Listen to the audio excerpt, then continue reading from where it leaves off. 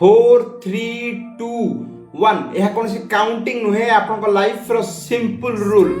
शोइबार 4 घंटा पूर्व चाहा कॉफी पीबा बंद करंतु चाहा कॉफी रे कैफीन थाए कैफीन आपनकर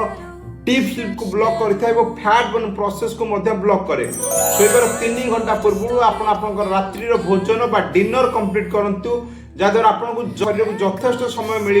खाद्य को हजम करिबारे एवं आपन मेटाबॉलिज्म फास्टर हम शोइबार 2 घंटा पूर्व पानी पीवा बंद करंतु अननेसेसरी राति आपको यूरिन जीवाक पड़िबनी बा टॉयलेट यूज करिया पड़िबनी जहाँद्वारा आपनकर डीप स्लीप ब्रेक हेनी शोइबार घंटे पूर्व आप मोबाइल छाड़ू टीवी स्क्रीन कि लैपटॉप रे जदि काम करुछन ताहा भी बंद करंतु